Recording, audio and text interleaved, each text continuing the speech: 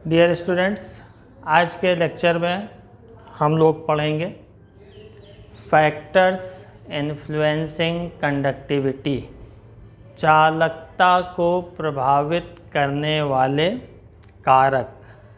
तो conductivity of electrolyte solution वो कई फैक्टर्स पे डिपेंड करती है। विद्युत अपघट्य विलयन की चालकता जो है वो कई कारकों पर निर्भर करती है। दे आर एज फॉलोज, वे निम्नलिखित हैं। पहला फैक्टर है टेम्परेचर या ताप। तो जैसे ही हम टेम्परेचर इंक्रीज करेंगे, ऑन इंक्रीजिंग टेम्परेचर, तो टेम्परेचर इंक्रीज करने पर क्या होगा? Kinetic energy of ions increases. जो भी उसमें आयन प्रेजेंट हैं उनकी गतिज ऊर्जा बढ़ जाएगी, जिसके कारण जो है उनकी जो मोबाइलिटी है यानी उनकी गतिशीलता वो भी इंक्रीज करेगी। तो काइनेटिक एनर्जी इंक्रीज करने के कारण क्या होगा? जो इनकी मोबाइलिटी है ऑफ आयंस वो इंक्रीज कर जाएगी।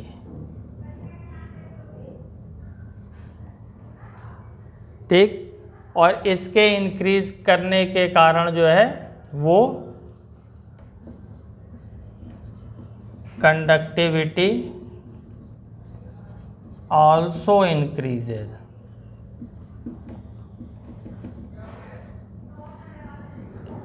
यानी ताप बढ़ाने पर, टेम्परेचर राइज करने पर क्या होगा? जो आयंस हैं उनकी गतिज ऊर्जा, आयन की गतिज ऊर्जा जो है वो बढ़ जाती है।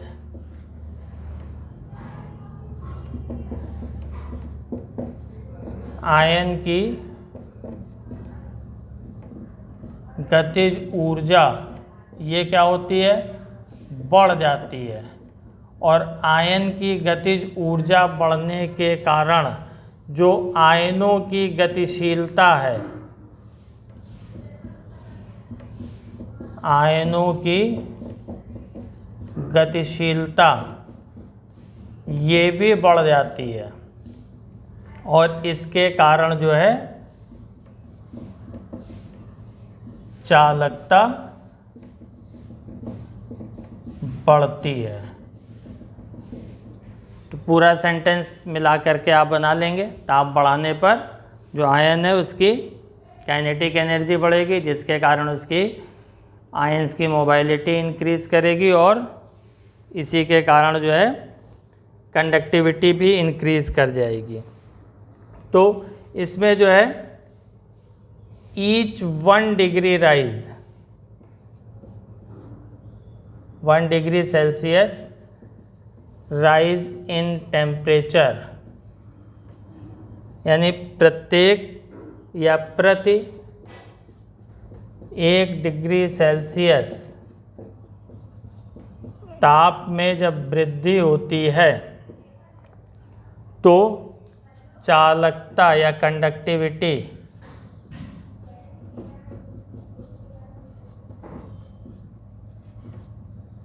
Increases about 2 to 3%। यानी चालकता जो होती है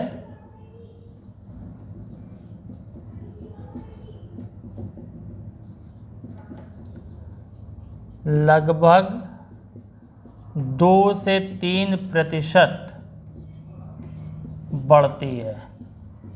प्रत्येक 1 डिग्री ताप में वृद्धि पर जो है चालकता जो है वो 2 से 3% बढ़ती है। इसके अलावा जो है टेम्परेचर राइज करने पर विस्कोसिटी ऑफ सॉल्वेंट जो होती है, विलायक की जो श्यानता होती है, ऑन इंक्रीजिंग टेम्परेचर, ताप बढ़ाने पर जो है उसकी विस्कोसिटी ऑफ सॉल्वेंट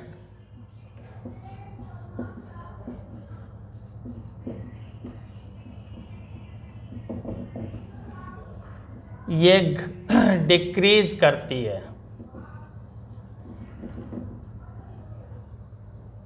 यानी ताप बढ़ाने पर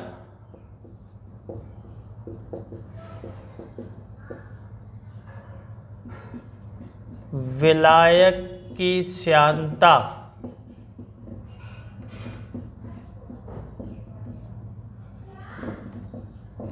घटती है। तो इसके डिक्रीज करने के कारण जो है कंडक्टिविटी भी इंक्रीज कर जाती है। तो ये होने के कारण कंडक्टिविटी इंक्रीजेज, चालकता बढ़ती है। यानी टेम्परेचर राइज करने पे जो सॉल्वेंट होता है उसकी विस्कोसिटी जो है वो कम हो जाती है, जिसके कारण जो आयन्स हैं, ठीक है, उनकी मोबाइलिटी, आयन की जो है गतिशीलता जो होती है वो बढ़ जाती है। इसके कारण जो है चालकता भी बढ़ जाएगी। और वीक इलेक्ट्रोलाइट के केस में क्या होगा, दुर्बल विद्युत अपघट्य के केस में क्या होता है, वो ड्यू टू डिसोसिएशन, वियोजन के कारण जो है उनकी कंडक्टिविटी इंक्रीज करती है। यानी फॉर वीक इलेक्ट्रोलाइट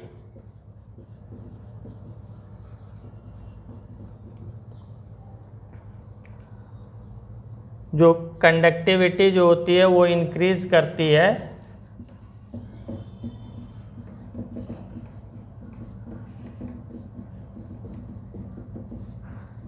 क्यों इंक्रीज करती है? Due to increase in degree of dissociation.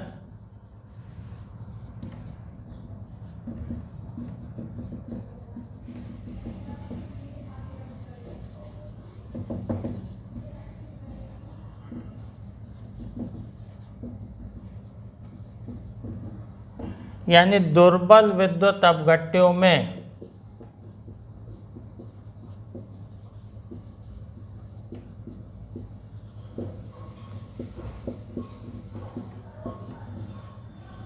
चालकता जो है ताप बढ़ाने पर बढ़ती है। चालकता बढ़ती है कारण क्योंकि इनके वियोजन की मात्रा में या इनके वियोजन की मात्रा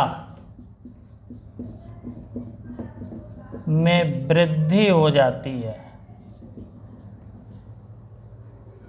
वीक इलेक्ट्रोलाइट में जो है कि सॉल्यूशन में जो है जैसे हम टेम्परेचर राइज करते हैं तो उनके डिग्री ऑफ डिसोसिएशन इंक्रीज कर जाता है, और डिग्री ऑफ डिसोसिएशन इंक्रीज करने के कारण नंबर ऑफ आयंस इंक्रीज कर जाते हैं और उसके कारण कंडक्टिविटी बढ़ जाती है। यानी दुर्बल विद्युत अपघट्य में ताप बढ़ाने पर जो दुर्बल विद्युत अपघट्य हैं उनके वियोजन या आयनन की मात्रा में वृद्धि होती है, और जब अधिक आयनित होंगे तो आयनों की संख्या बढ़ जाएगी, जिसके कारण जो है उनकी चालकता बढ़ जाती है।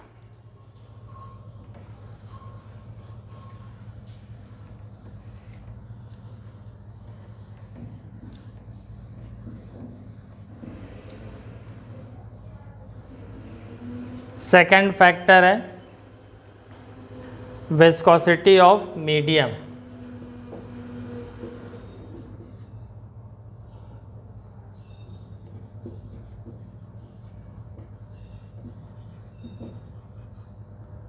माध्यम की श्यानता,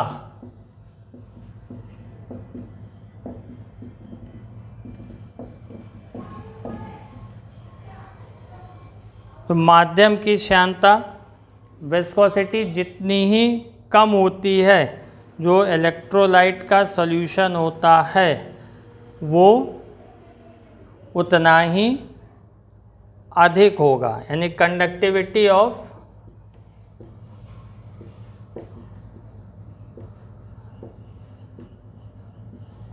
सॉल्यूशन वो इनवर्सली प्रोपोर्शनल होगा विस्कोसिटी ऑफ मीडियम।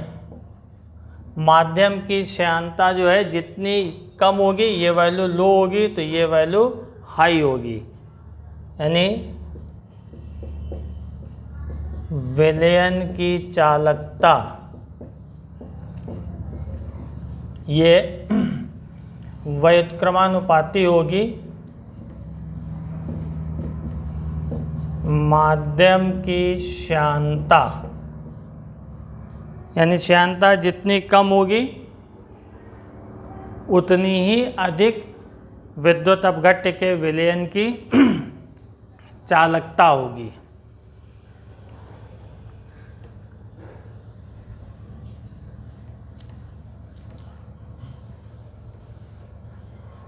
तीसरा फैक्टर है solvation of ion.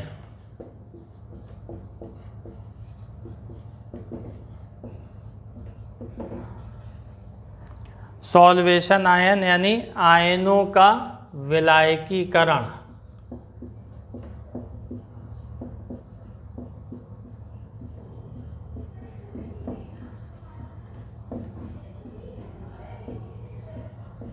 Solvation of ion का मतलब जो सॉल्वेंट के मॉलिक्यूल हैं उनसे जो है इंटरैक्शन या अट्रैक्शन, यानी किसी भी जो भी आयन है उसका सॉल्वेंट मॉलिक्यूल के साथ अटैच होना, जुड़ना, विलायक के अणुओं के साथ जुड़ना ही सॉल्वेशन कहलाएगा। ठीक है, इंटरैक्शन या एक तरह का अट्रैक्शन। तो ये सॉल्वेशन जितना ही अधिक होगा, जितना ही हाई होगा, तो मॉलिक्यूलर साइज जो होगी आयन की, जो उसकी साइज होगी वो क्या होगी, इंक्रीज कर जाएगी। और जब साइज इंक्रीज कर जाएगी तो उसकी कंडक्टिविटी क्या होगी, लो होगी। यानी जितना ही हाईली सॉल्वेटेड होगा आयन, साइज उतनी ही कम होगी। जनरल एग्जांपल आप ऐसे समझ सकते हैं कि दो आदमी हैं, एक दुबला पतला और एक खूब मोटा, दोनों को दौड़ा दिया जाए तो नेचुरली जो मोटा आदमी होगा वो धीमे दौड़ेगा दुबले पतले आदमी की तरह। तो वही कंडीशन यहाँ पे भी है। जो इलेक्ट्रोलाइट का सॉल्यूशन है उसका आयन जितना ही हाईली सॉल्वेटेड होगा, यानी उसका विलायकीकरण जितना ही ज़्यादा होगा, तो वो सॉल्वेंट के या विलायक के अणुओं से उतना ही ज़्यादा जुड़ेगा। और जब ज़्यादा जुड़ेगा तो उसकी साइज़ इंक्रीज़ कर जाएगी, और जब साइज़ इंक्रीज़ करेगी तो उसका जो मोबाइलिटी या मूवमेंट होगा वो स्लो होगा, और जब वो स्लोली मूव करेगा तो कंडक्टिविटी डिक्रीज कर जाएगी। तो सॉल्वेशन के कारण जो होता है, ड्यू टू सॉल्वेशन, सॉल्वेशन के कारण क्या होगा, साइज ऑफ आयन इनलार्ज हो जाता है, यानी उसमें जो है वृद्धि हो जाती है।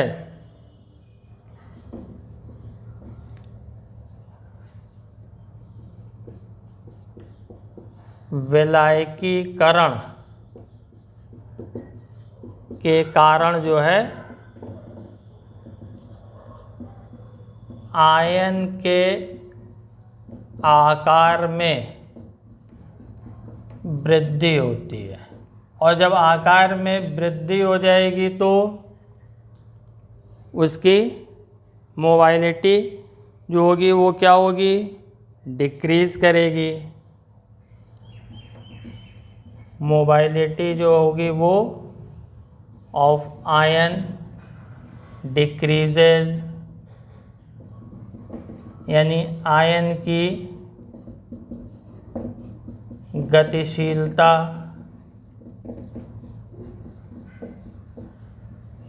घटेगी। और जब आयन की गतिशीलता घटेगी तो कंडक्टिविटी क्या होगी, वो भी डिक्रीज कर जाएगी।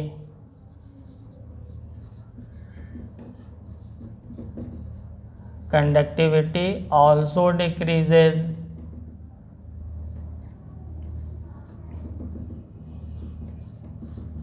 यानी चालकता भी घटेगी। तो इसको शॉर्ट में हम क्या लिख सकते हैं कि जो कंडक्टिविटी होगी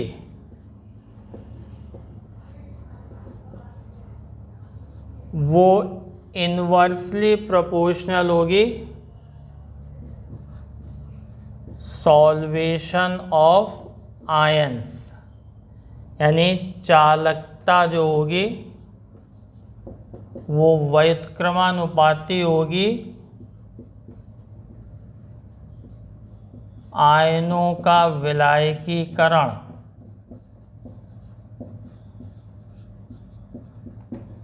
विलायकीकरण जितना ही कम होगा चालकता उतनी ही अधिक होगी, सॉल्वेशन जितना ही लो होगा उतनी ही कंडक्टिविटी हाई होगी। क्यों सॉल्वेशन डिक्रीज करता है ये आपको एक्सप्लेन कर दिया।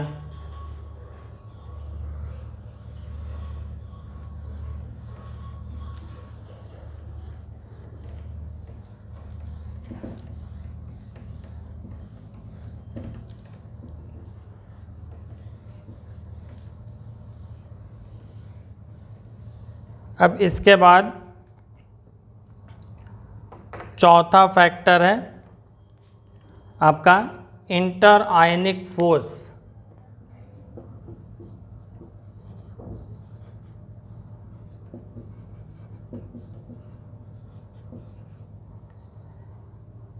यानी आयनों के मध्य लगने वाला बल।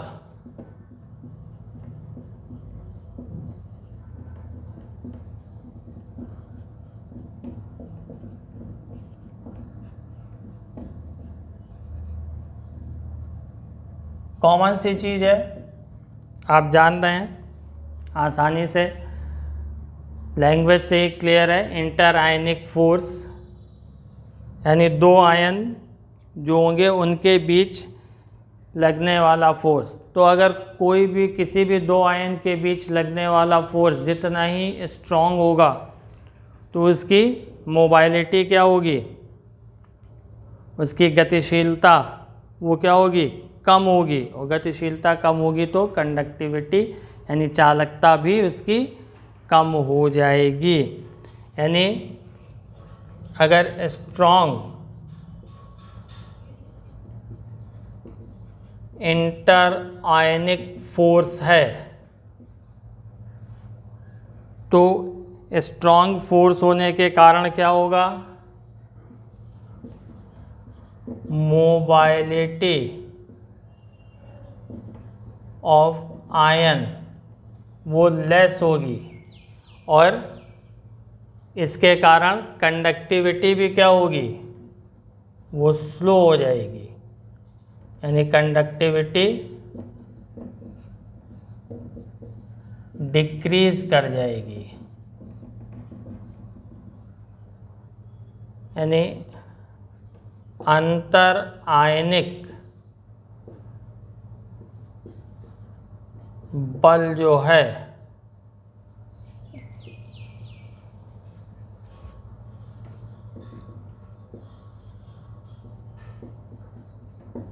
अगर ये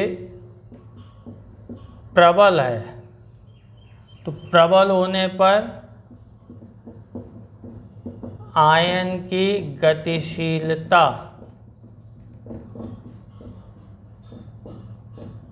घट जाएगी, कम हो जाएगी। और गतिशीलता घट जाएगी तो इसकी चालकता भी घटेगी। यानी इसको शॉर्ट में हम इस तरह से लिख सकते हैं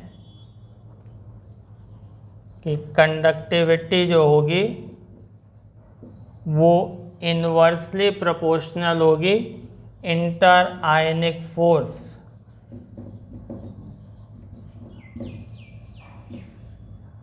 यानी चालकता जो होगी वो व्युत्क्रमानुपाती होगी आयनों के मध्य लगने वाले बल पर। तो ये जितना ही वीक होगा, जितना ही कम होगा, ये उतना ही हाई होगा। रेसिप्रोकल है, व्युत्क्रमानुपाती है।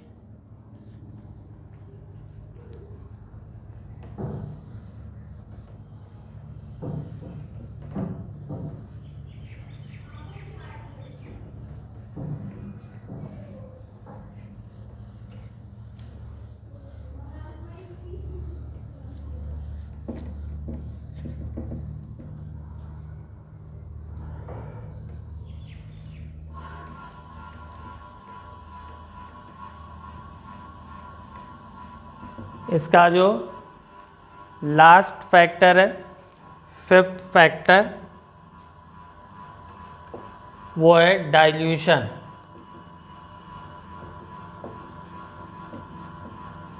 यानी तनुता। सॉल्यूशन को डाइल्यूट करने पर क्या इफ़ेक्ट होगा, इसके बारे में इसमें जो है जानेंगे। तो डाइल्यूट करने पर इन जनरल क्या होता है, जो भी इलेक्ट्रोलाइट है उसका डिसोसिएशन इंक्रीज करता है, यानी ऑन डाइल्यूशन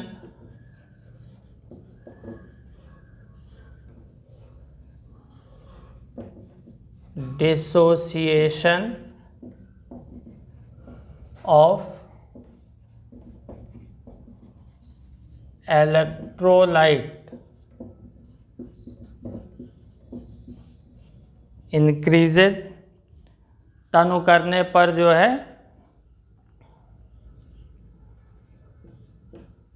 तनुता अगर हम बढ़ा दें, यानी डाइल्यूट कर दें सॉल्यूशन को, तो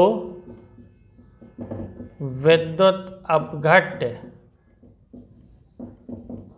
का वियोजन वो क्या होता है, बढ़ता है। तो जब इलेक्ट्रोलाइट का डिसोसिएशन बढ़ेगा तो कंडक्टिविटी क्या होगी, बढ़ेगी। क्यों? क्योंकि इसमें इसके कारण number of ions, dissociation increase करने के कारण जो है number of ions plus mobility of ion both increases. यानी इसमें डाइल्यूशन पर, तनु करने पर आयनों की संख्या और आयनों की गतिशीलता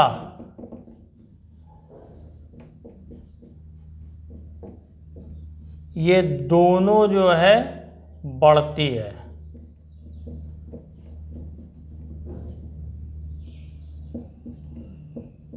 दोनों जो है वो इंक्रीज कर जाती है, और इसके इन दोनों के इंक्रीज करने के कारण जो कंडक्टिविटी है वो भी इंक्रीज कर जाती है, यानी इसकी चालकता भी बढ़ जाती है। लेकिन इसमें जैसे जैसे हम इलेक्ट्रोलाइट को हम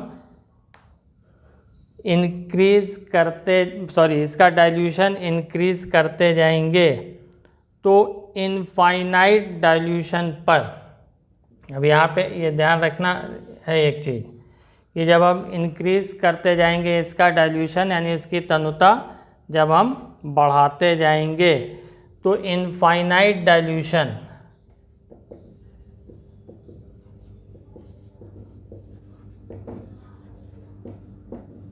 यानी अनंत तनुता,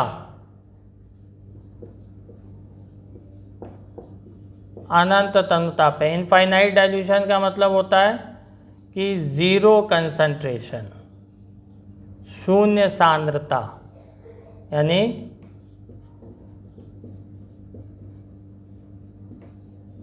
शून्य जो है सांद्रता जो है, इस पर जो है जितने भी इलेक्ट्रोलाइट हैं उसका डिसोसिएशन कंप्लीट माना जाता है। ठीक है, डिसोसिएशन जो है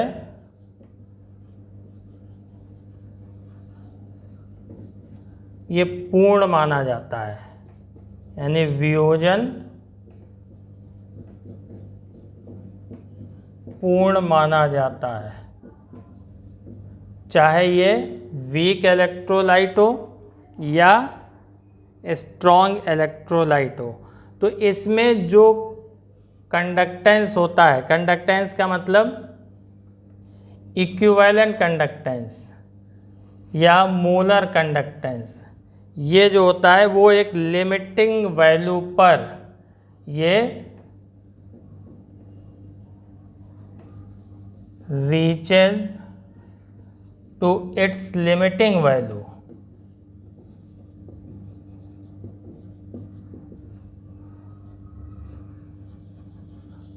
यानी ये अपने सीमांत मान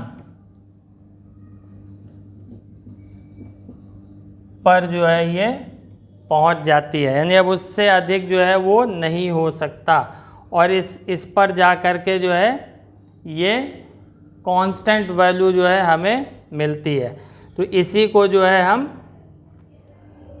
मोलर कंडक्टेंस या equivalent conductance eight infinite dilution कहते हैं। अनंत तनुता या शून्य सांद्रता पर जो है वो इसकी मोलर चालकता या इक्विवेलेंट मोलर कंडक्टेंस और इक्विवेलेंट कंडक्टेंस यानी मोलर चालकता या तुल्यांकी चालकता कहलाती है। और इसको जो है जो रिप्रेजेंट करते हैं तो वो इन्वर्टेड वी के ऊपर इनफाइनाइट या ज़ीरो, तो इनफाइनाइट यहाँ पे अनंत तनुता इनफाइनाइट डाइल्यूशन को रिप्रेजेंट करता है, और ज़ीरो लिखते हैं यानी ज़ीरो कंसंट्रेशन को रिप्रेजेंट करता है। और अगर यही चीज़ मोलर कंडक्टेंस के साथ लिखी जाए तो इस तरह से लिखेंगे,